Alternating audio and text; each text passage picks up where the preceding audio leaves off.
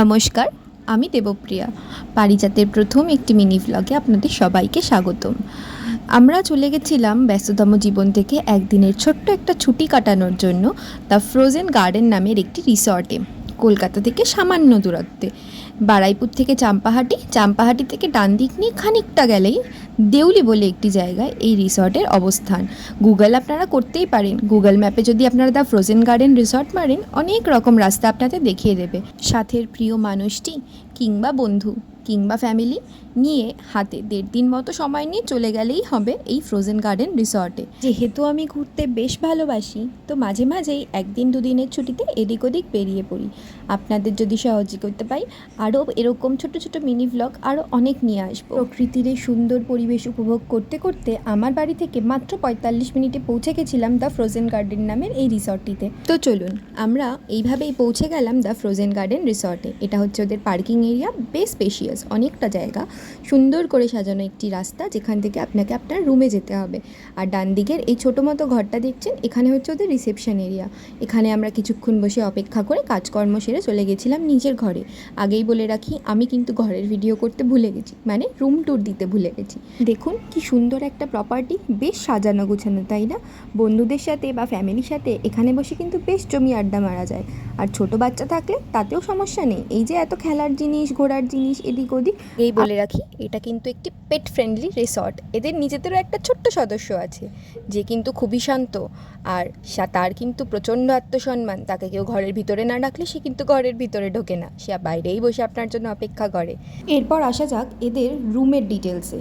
এদের কাছে কিন্তু দুটো ভালো, বেশ ডিলাক্স বড় একটা বাথটাবযুক্ত রুম আছে, 2খানা। আর এই যে রুমটা দেখছেন, এখানেই আমরা ছিলাম। এদের কিন্তু সব রুমগুলোই এসি রুম।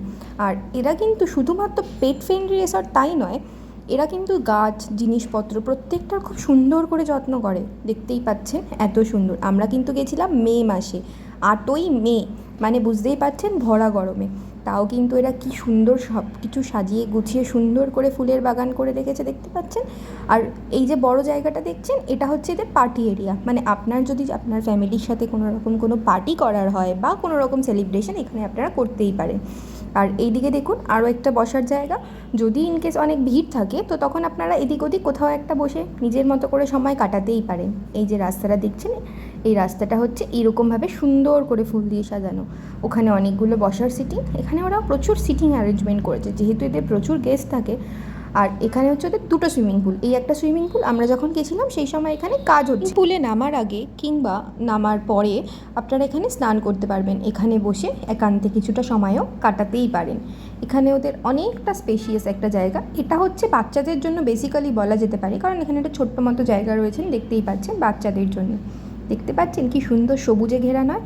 আর এই জায়গাটা দেখুন, সুইমিং পুল থেকে একটু আগিয়ে আসলে এখানে আরও অনেকগুলো সিটিং অ্যারেঞ্জমেন্ট। এই যে গোল গোল বসার জায়গাগুলো, সেই জায়গাগুলোতে আপনারা রাত্রেবেলায় যদি বসেন, তার মাধুর্যই অন্যরকম হবে। কারণ আমরা রাত্রেবেলায় বসেছিলাম, যেহেতু দুজনই ছিলাম, তাই সেরকমভাবে বড় করে কিছু ভিডিও করা হয়নি আমার।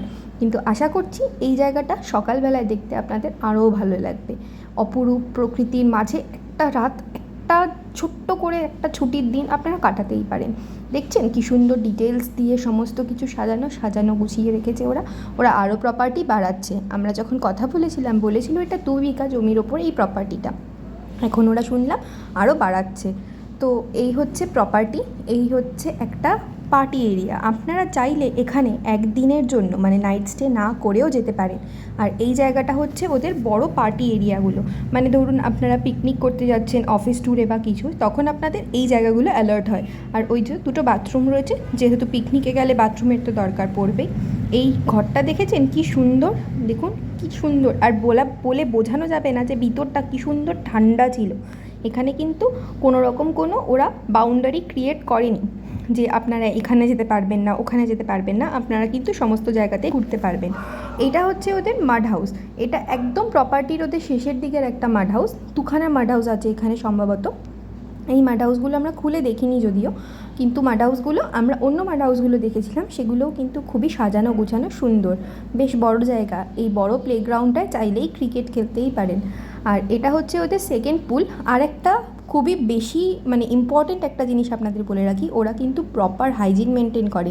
এভরিডে ওরা 2টো পুলের জল চেঞ্জ করে। এই যে দেখছেন, এটা আমি দ্বিতীয় দিন ভিডিও করেছিলাম, সেই দিন ওরা জল চেঞ্জ করছিল। আমরা যেদিন গেছিলাম সেই দিনও কিন্তু ওরা জল চেঞ্জ করছিল।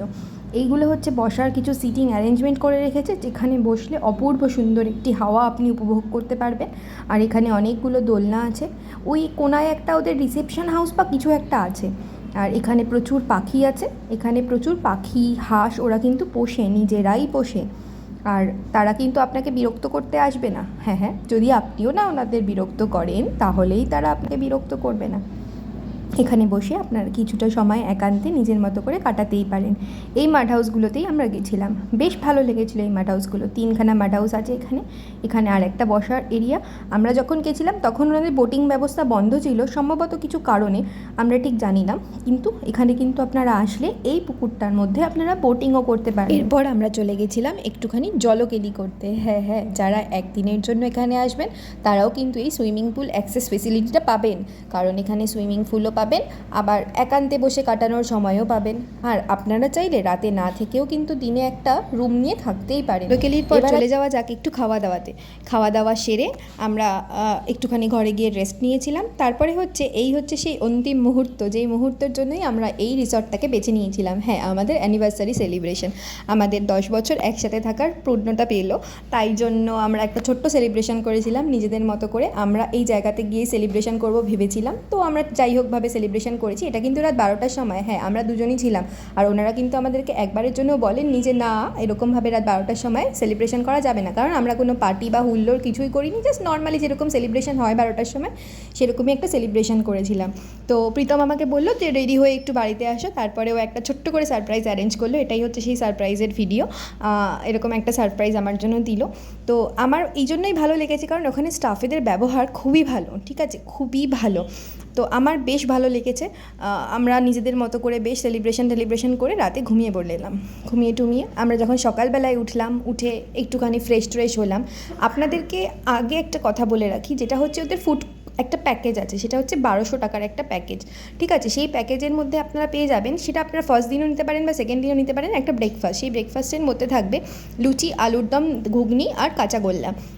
দুপুরবেলায় থাকবে পার্শে বা পাবদা, গলদা চিংড়ি, ভাত, ডাল, পোস্ত, হ্যানা ত্যানা এরকম সব কিছু। আর রাত্রেবেলায় থাকবে মাটন, ভাত বা রুটি, এটা আপনার চয়েস, আপনারা যা ইচ্ছা খেয়ে নিতে পারেন। এবার ওদের প্যাকেজটা হচ্ছে পার হেড 1200 টাকা, ঠিক আছে, পার হেড 1200 টাকা করে ওরা এই প্যাকেজটা রেখেছে। আপনি চাইলে আলাকাটাও নিতে পারেন। এবার দেখুন, সকালবেলায় উঠে একটা সুন্দর সকাল কাটাচ্ছিলাম আমরা, একটা স্নিগ্ধতার মাঝে, প্রচুর পাখি ডাকছিল, আশেপাশের একটা সুন্দর হাওয়া। এরপরে হয়ে গেল আমাদের বাড়ি যাওয়ার পালা। হ্যাঁ, একটা সুন্দর করে একটা দিন কাটিয়ে দুজনে একসাথে বেশ ভালো লাগলো। আমার এই রিসর্টটা খুব ভালো লেগেছিলো, তাই প্রথমবার মনে হলো যে কেননা আপনাদের সাথেও শেয়ার করি এই একটা ছোট্ট রিসর্টের গল্প। একটা ছোট্ট গল্পই বলা যায়, তাই না? বেশ নিজেদের মতো করে একদিন সময় কাটানোই যেতে পারে, নিজের পরিবারের লোকজনের সাথে, বন্ধুর সাথে, মনের মানুষের সাথে, যার সাথে ইচ্ছা আপনার। বেশ ভালো লেগেছে। যদি আমি জানি আমার প্রথম ভ্লগিং তো ঠিক না, আমার প্রথম ভিডিও, তো আমি অনেক ভুল ত্রুটি করেছি, প্লিজ ক্ষমা করে দেবেন। আর যদি ভালো লাগে আমাকে অবশ্যই কমেন্ট করে জানাবেন। কোনো রকম কোনো ডিটেলস চাইলে, রুমের প্রাইস, হ্যানা তেনা, যা সমস্ত ডিটেলস আমি আপনাদেরকে দিয়ে দেবো। আপনারা শুধু ছোট্ট করে একটা মেসেজ করে দেবেন আমাকে, আমি নিশ্চয়ই আপনাদেরকে ডিটেলস দিয়ে দেবো। আর যদি কখনো মনে হয় যে আপনারা এখানে যাবেন, গুগল থেকে ওদের একটা ফোন নাম্বার থাকবে, বা আপনারা চাইলে আমাকেও জিজ্ঞাসা করতেই পারেন, আমি দিয়ে দেবো। প্রচণ্ড সুন্দর ব্যবহার, আপনাদের কোনো অসুবিধা হবে না, স্টাফরা অনেক ভালো ব্যবহার করবে। আমি বলবো মাস্ট ট্রাই, অ্যাটলিস্ট আপনারা একবার ট্রাই করতে পারেন। এই যে দেখতে দেখতে চলে আসলাম কামালগাজী ওভারব্রিজ, এরপরেই বাড়ি। আশা করছি আপনাদের ব্লগটা ভালো লাগবে। যদি ভালো লেগে থাকে please do like, comment and share and subscribe my channel. Thank you.